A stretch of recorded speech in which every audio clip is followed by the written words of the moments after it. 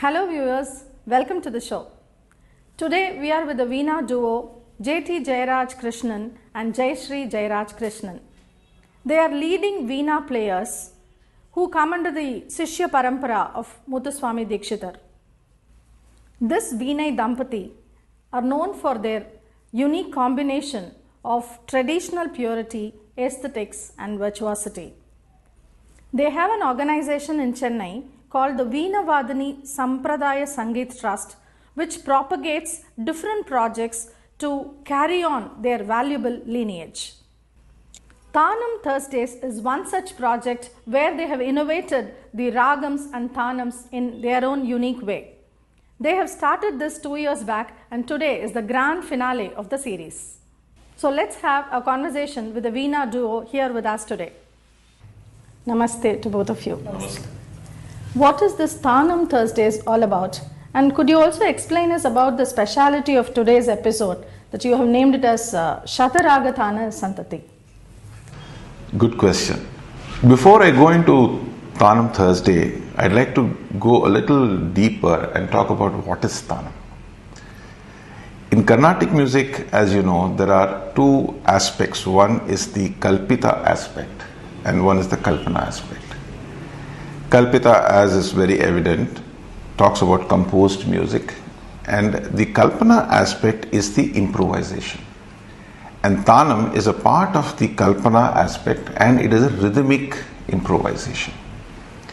When we talk of rhythmic improvisation, Veena, we feel, is a very appropriate medium for the Kalpana music, especially the Taanam aspect, because of the wonderful usage of the sympathetic strings that we have. Now, coming to this Taanam Thursday, we have been streaming this Taanam every Thursday, and as you know, Thursday is the Guru Varam, and this is our effort to pay homage to our Gurus who have made all of this possible. Coming to Shataragam Santati, we have already finished 96 ragams. We have completed 96 ragams. They have all been streamed. So this episode has the 97th, 98th, 99th, 100th and the 101st. That's where the Shataragam comes. And as you know, 101 is a very mystic number. And we have termed this as the Shataragam Santati. So what are you going to present us for today's episode? What are the ragas that you are going to render? Today's episode, we thought we'll make it special. What we're going to play is the Dwitiya Ghana Raga Panchakam set of ragas, which are a set of 5 ragas. We already know the Ghana Raga Panchakam, in which Tyagaraja Swami has composed the famous Pancharatna Kritis, which are the Nattai, Gowlai, Arabhi, Varali and Sri ragam. This is a second set of rare ragams, which is known as the second set of Dwitiya Ghana Raga Panchakams, which is Riti Gowlai, Bouli, Narayana Gowlai, Kedaram and Salanganata. So these are the 5 ragams that we'll be playing to complete the 101, and we're going to conclude with the Mangala Raga Madhyamavati. With today's episode, we are reaching the 101 milestone, 101 ragas milestone. So how do you people feel about achieving this milestone? Honestly, it's a very humbling experience. What started off as an idea has flowered, and today we feel very, very happy and we feel quite satisfied for having achieved this milestone of 101 ragams, which has a tremendous support from all our students and specific people who have made this happen. Yes, absolutely right.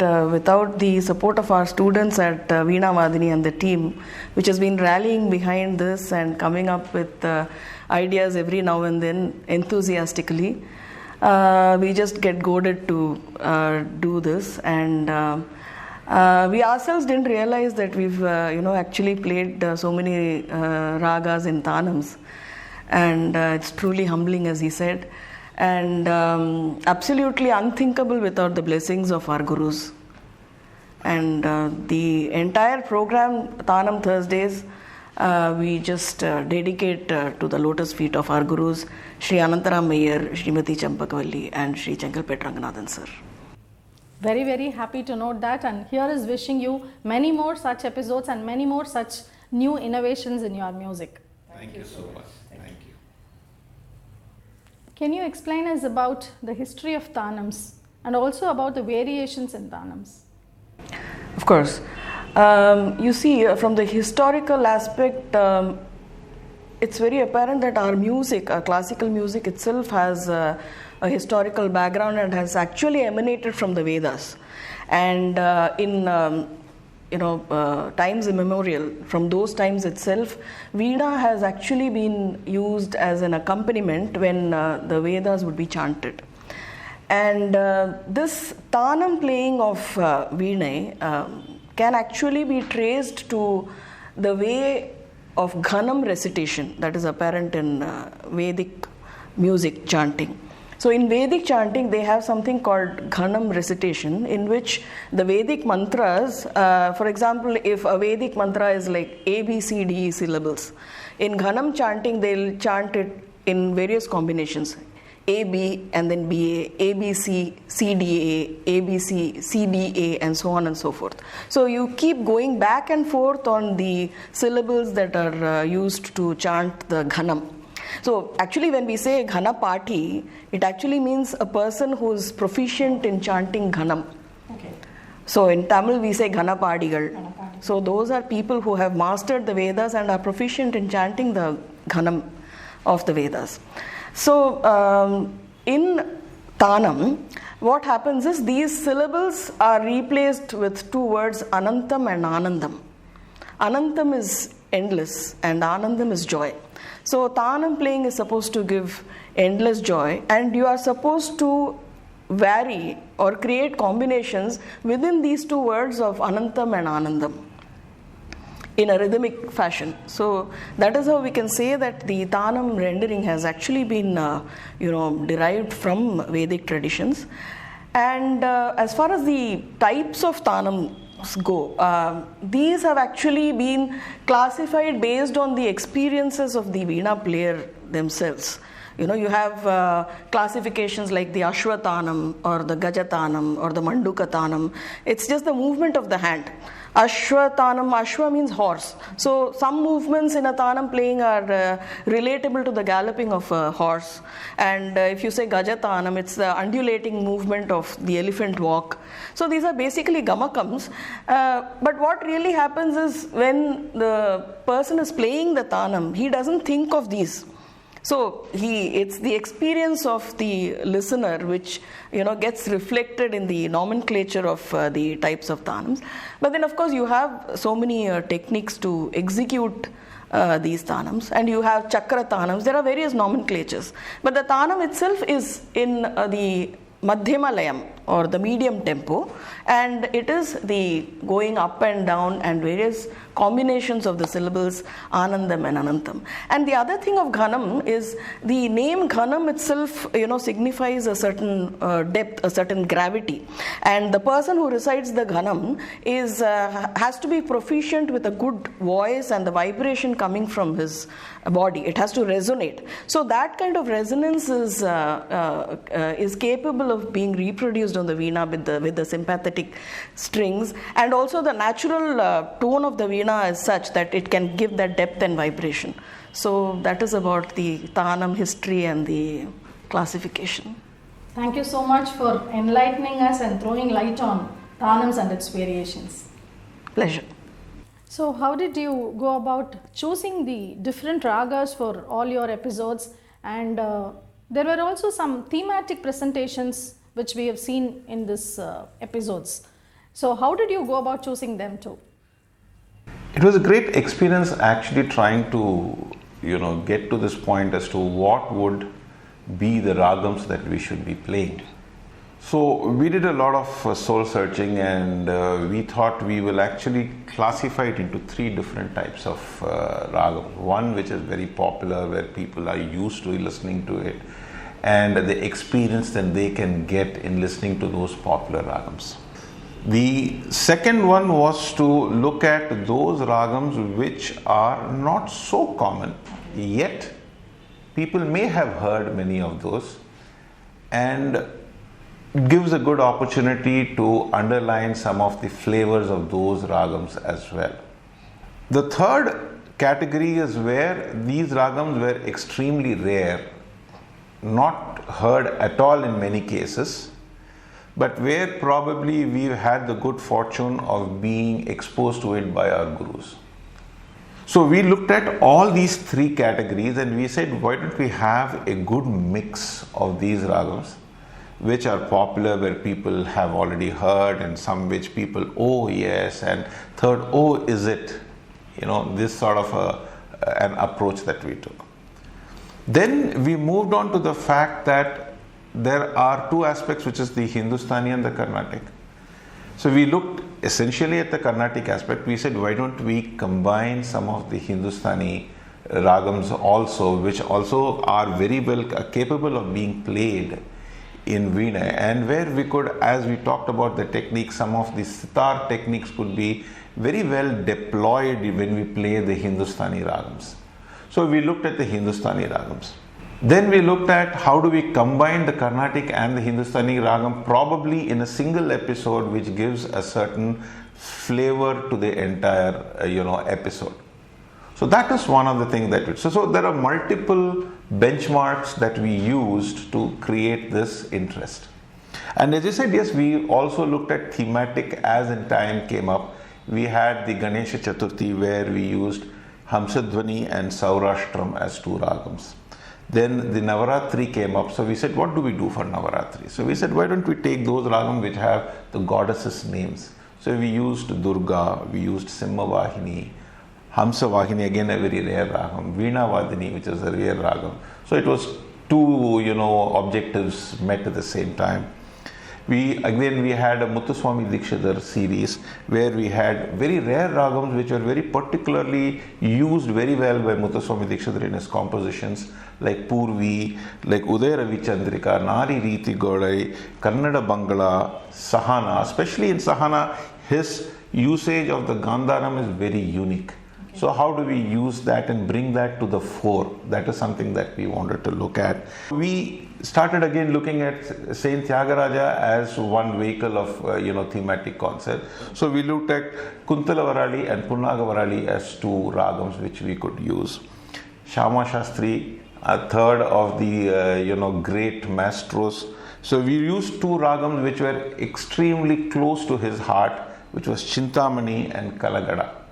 Now these are again ragams which only you get to listen or understand when you listen to the composition. So take them out and bring it out to people so that they can aspire.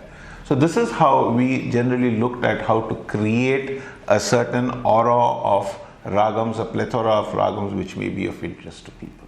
So actually we tried to say it all through Taanams. Yes.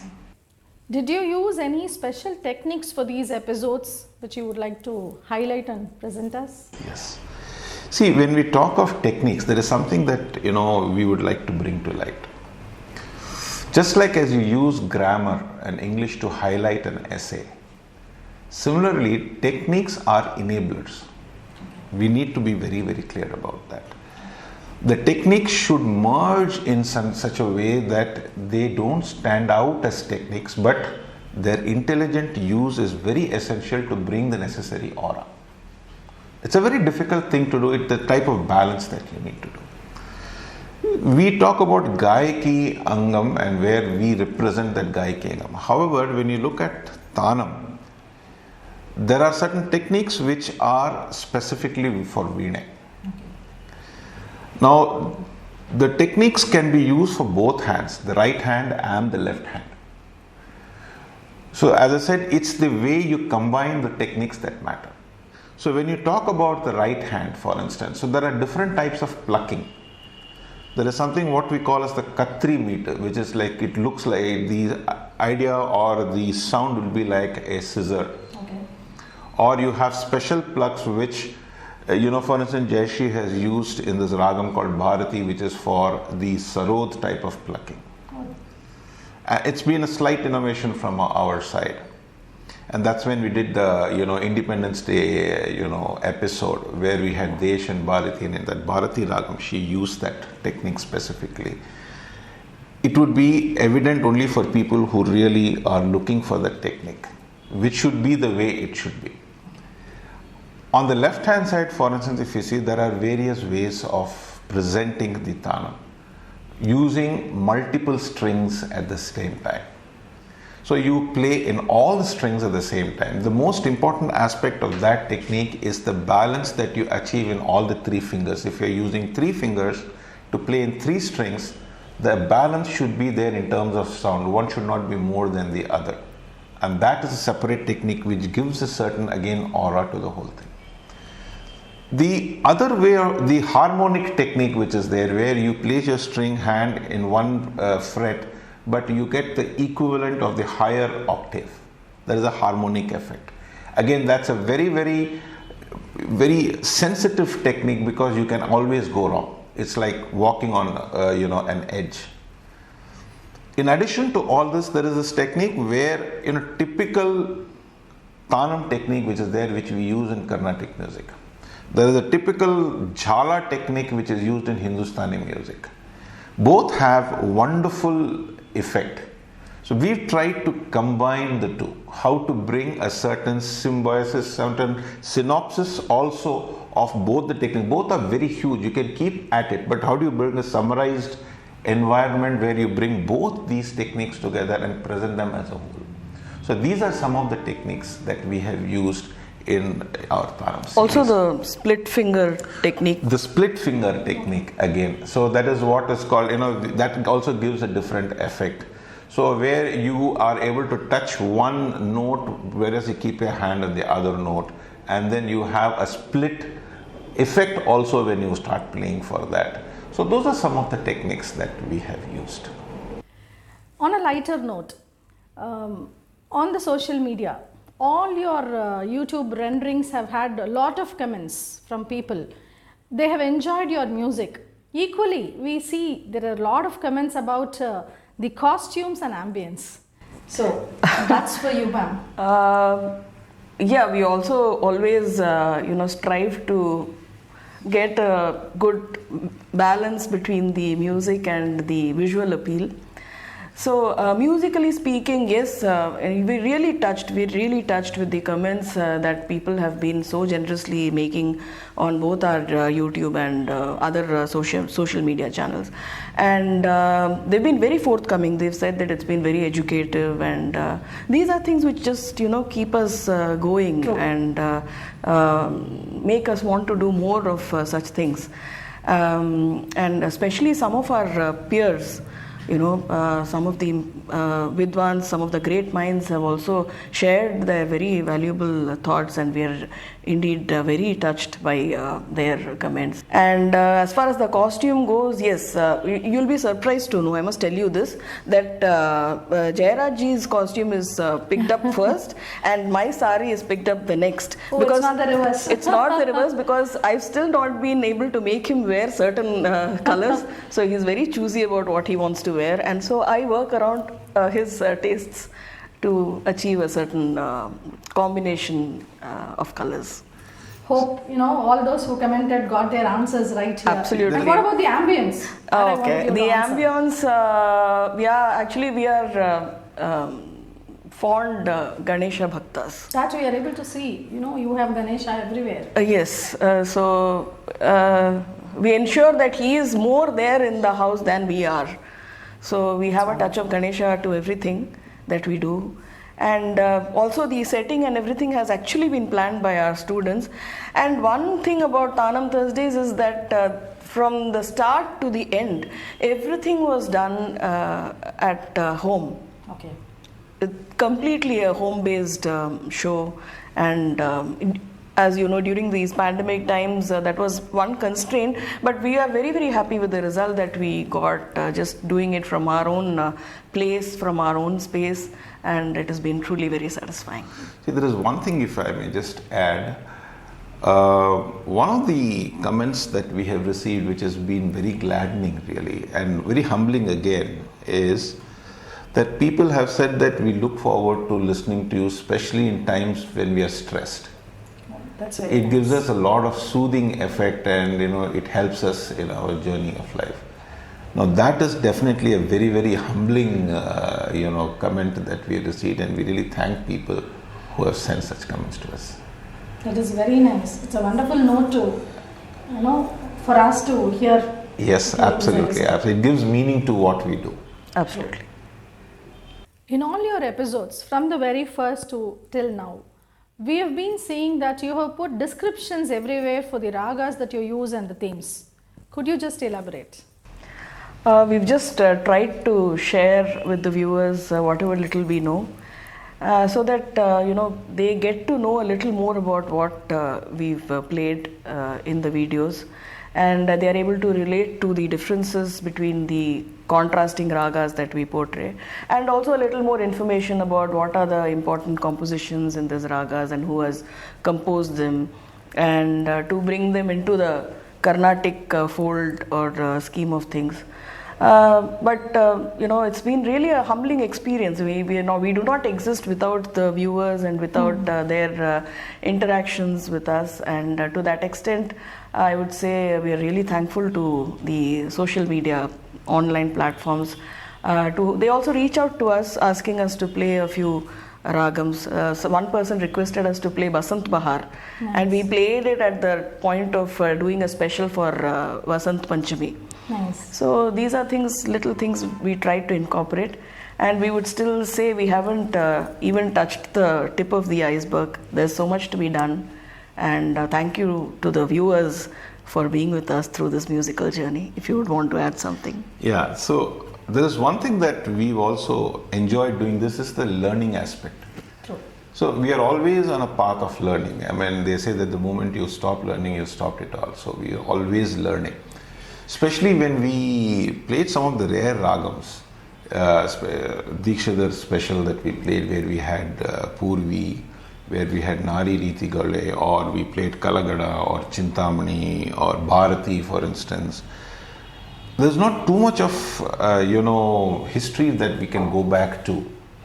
So we've had to depend on what we've been taught. We reflect on that, and also on the compositions that have been composed, and look at those compositions and look at how the great composers have used the Arohanam and Avrohanam in the way they have used the swarams, the type of gamakams that they have used, because each ragam has got a specific gamakam which adds flavor, and some gamakams which are avoided to add flavor as well. So we've actually had a good hard look at each of the compositions, understood where we should deploy what, where we should avoid what. And singing a ragam is one aspect, but playing that in a taanam is a different aspect. So you need to bring that aspect also together. So that has been a great learning for us, and I think we have definitely enjoyed it all. And as Jayashree said, when we have the audience, the viewers, coming back with their feedback, it's doubly rewarding. Nice. Rasikas have not only enjoyed the musical journey, but it has also been very educative. So it's a very big thank you from the Rasikas side too, for both of you. Thank you so much. Thank you so much. It's been our pleasure. Thank you.